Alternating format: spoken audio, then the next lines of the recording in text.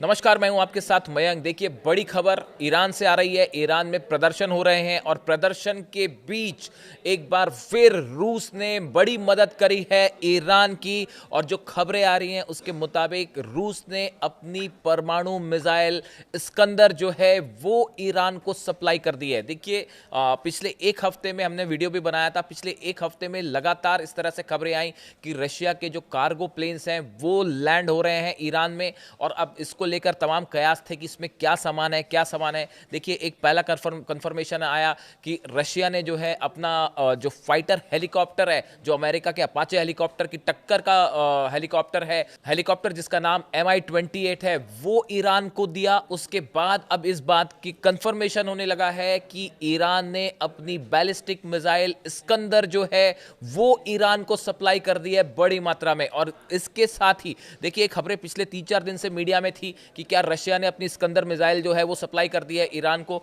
हम इन खबरों पर नजरें बनाए हुए थे। अब कई डिफेंस एजेंसीज जो हैं इस बात को कंफर्म कर रही हैं कि वाकई रूस ने जो है वो इस्कंदर मिसाइल ईरान को प्रोवाइड कर दी।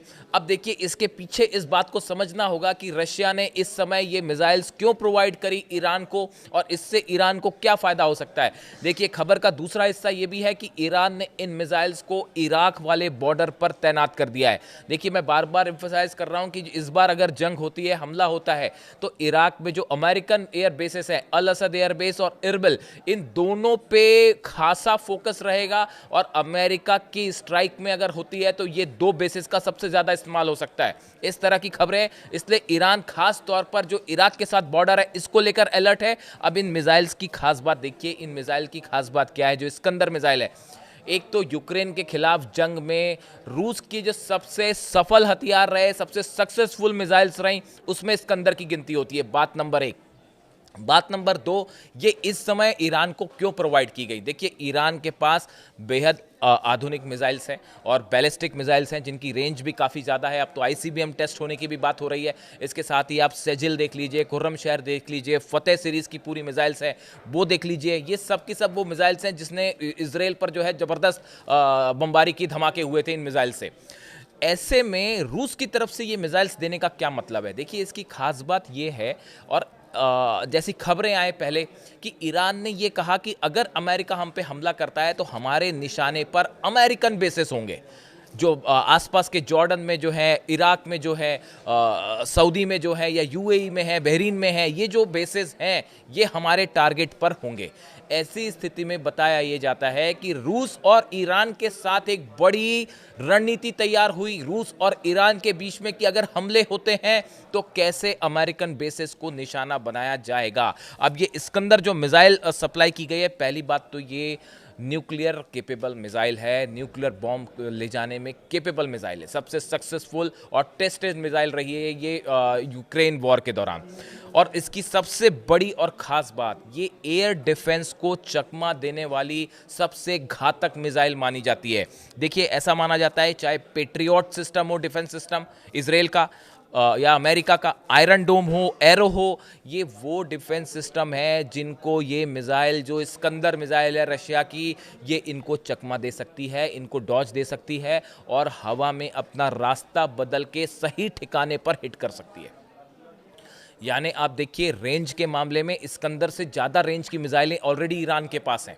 लेकिन ये मिसाइल्स देने का एक खास मकसद, क्या अमेरिकन अगर अमेरिकन अटैक होता है, अमेरिका की फोर्सेस, एयरफोर्स हमले करती हैं, या कोई किसी तरह का मिसाइल अटैक होता है, तो क्या बड़ी स्ट्रेटेजी तैयार है रूस और ईरान की। ये जो मिसाइल सप्लाई की बात हो रही है इस्कंदर की, और जो अब ऐसा माना जा रहा है कि वाकई पहुंच गई हैं मिसाइल्स, इसको लेकर ये इंडिकेशन है इस बात का। देखिए, बात सिर्फ मिसाइल सप्लाई की नहीं है, मिसाइल्स तो ईरान के पास पहले से हैं और काफ़ी सारी प्रोडक्शन भी हुए, तेजी से बताया जा रहा है। लेकिन उसके बाद भी बीच में ये सप्लाई करना, ये दो मैसेज। पहला मैसेज, पुतिन ने सीधा मैसेज दिया अमेरिका को कि हम ईरान के साथ खड़े हैं, अगर हमला होता है तो उसमें रूस इस बार सीधी मदद करेगा ईरान की। बात नंबर एक, खास तौर पर वेनेजुएला के बाद। और यह भी बताया जाता, मैंने पहले भी वीडियो किया था, कि चीन, रशिया और ईरान के बीच में एक बड़ी बैठक हुई जिसमें यह तय किया गया है कि मिडिल ईस्ट में अब अमेरिका को और पैर नहीं फैलाने दिए जाएंगे। इसके तहत ये मैसेज, जो मिसाइल वाला मैसेज है, जो कि अब डिफेंस एक्सपर्ट्स के बीच में, डिफेंस लॉबी है, उसमें मैसेज वायरल हो रहा है तेजी से, और इस बात की लगभग कंफर्मेशन आने लग गए हैं कि हाँ, वाकई इस्कंदर मिसाइल रशिया ने सप्लाई कर दी है। आप देखें कई वेबसाइट्स पे आपको इस तरह की खबरें छपी मिल जाएंगी।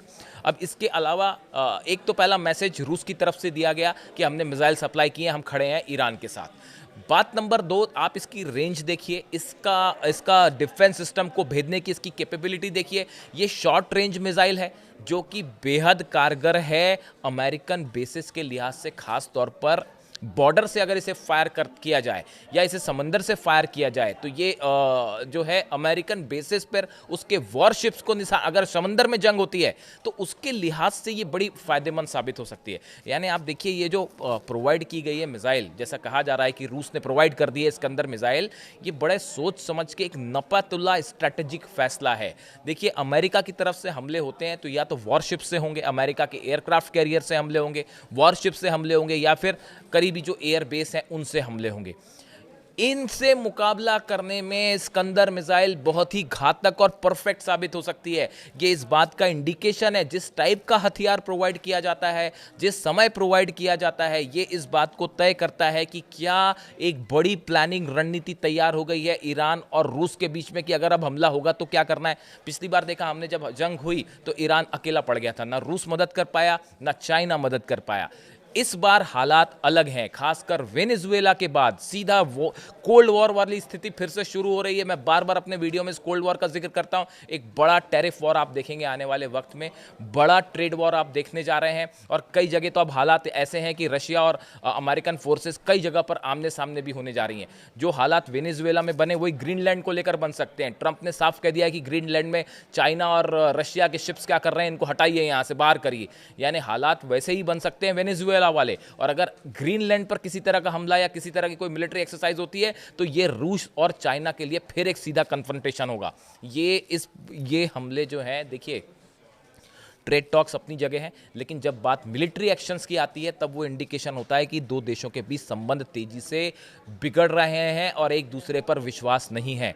रूस में, अमेरिका में जो पुतिन गए थे दौरे पर और जिस तरह से मुलाकात हुई पुतिन और अमेरिका की, पुतिन और ट्रंप की मुलाकात हुई, तब कई बातें हुई कि भाई सीज फायर हो जाएगा। लेकिन अब ये जो नया डेवलपमेंट है वेनेजुएला का, उसने उस दोस्ती को दरकिनार कर दिया है, और अब सीधी सीधी नौबत ये आ गई है कि जंग वाले हालात हैं और दो खेमे में पूरी दुनिया डिवाइड है। और इस समय एक दूसरा जो खेमा तेजी से बनता दिख रहा है वो रूस, ईरान और चाइना, नॉर्थ कोरिया तो साथ है ही, वो एक अलग कहानी है। नॉर्थ कोरिया सीधा मिसाइल से बात करता है, वो टॉक्स करने में विश्वास ही नहीं करता। तो देखिए ये एक अलग ग्रुप जो है वो एक बड़ा, इन्होंने काउंटर स्ट्रेटजी तैयार कर ली है। और ये जो इस्कंदर मिसाइल है, बड़े सारे डिफेंस एक्सपर्ट का मानना है कि जो इस्कंदर मिसाइल का सप्लाई करना ईरान को रूस के द्वारा, वो ये बताता है कि वाकई एक स्ट्रेटेजिक टॉक्स हुई हैं। ये जो बार बार जो प्लेन पहुंच रहे हैं रूस से ईरान, जो कि कार्गो शिप्स, कार्गो प्लेन पहुंच रहे हैं, इसमें क्या सामान जा रहा है, खबरें कैसे आ रही हैं कि देखिए